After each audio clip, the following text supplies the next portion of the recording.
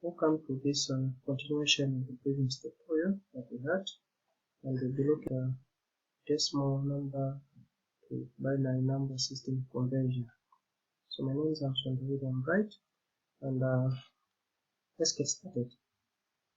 Now, to convert a number from a decimal to a binary number, there are steps that we need to follow.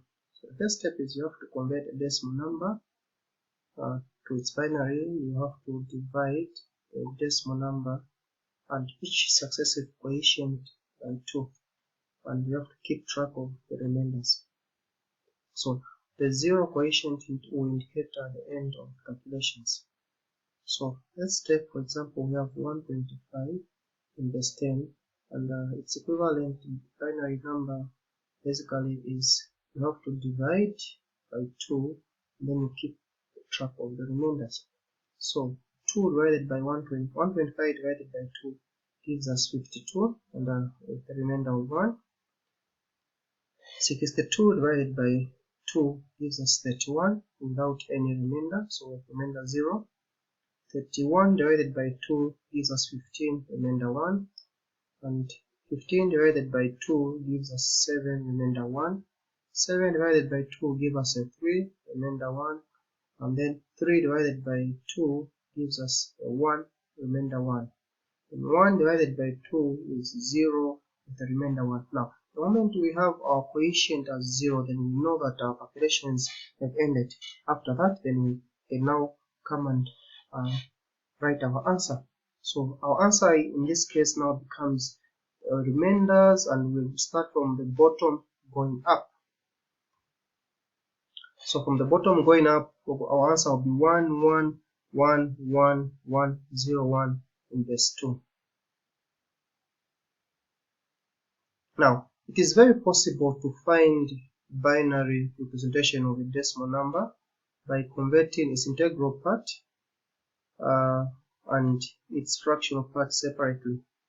This will be illustrated with a decimal number 109.78125. So the first part is the integral part, which we're going to work on, and then later on we'll separately work on the fractional part, and then after that we'll combine the two to give us one whole answer. So to convert an integral number 109 to binary equivalent, we simply divide the integral number and each of the successive quotient by 2 to keep track of the remainder. So this is just similar to the first example that we had. So we have something like this. We have 109 divided by 2 is 54, and the remainder of 1, and then it goes down. The moment we have our quotient as 0, then we know that our operations have come to an end. After that, we just group up our answers, start from the bottom going up. So the 0 quotient will indicate the end of the calculations. The sequence of the remainders from the bottom going up, as indicated by the arrow, will yield the required binary equivalent. So in this case, the answer becomes 11011101 in base 2.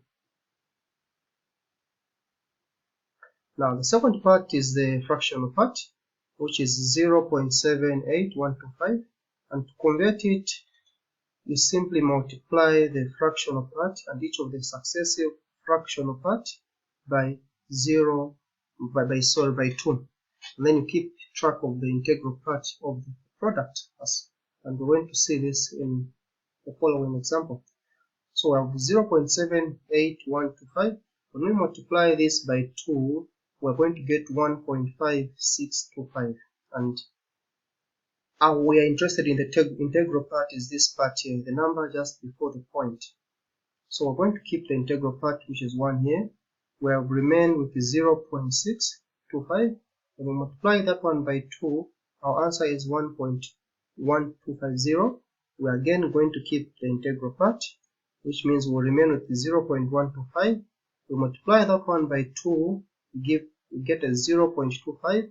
We're going to keep the integral part, and so on and so forth until we reach where we have a 1. Now we know that 1 times 2 will give us a 2, and under binary we cannot have any number 2 beyond 2, so we are only limited to zeros and ones. After having found the answer, we're going to take our answer starting from the top going down. So which means 0.7825 will be equal to 0.11001 in base 2.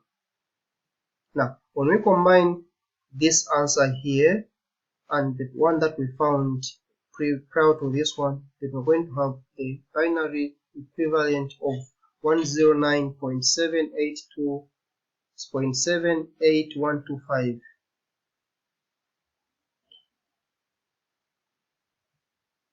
Now, to convert from octal to binary, there are a number of steps also that we need to follow, and the key one is we have to convert the octal digit to a 3-bit equivalent binary representation.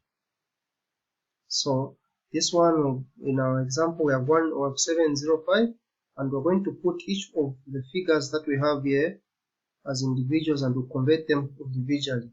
After that, our answer will be combined to form one long answer. So 5 converted to binary will give us this one. So this is the point where we'll be dividing by 2 and keeping track of the remainders, which will either be 1 or 0. And then the 0 will give us 3 zeros, and then the 7 will give us 1 ones.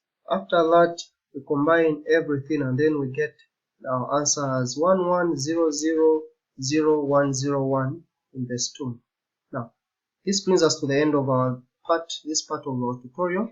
We have decided to keep the tutorials short so that we don't get bored. So join me in the next lesson as we continue on the number system conversions. Thank you.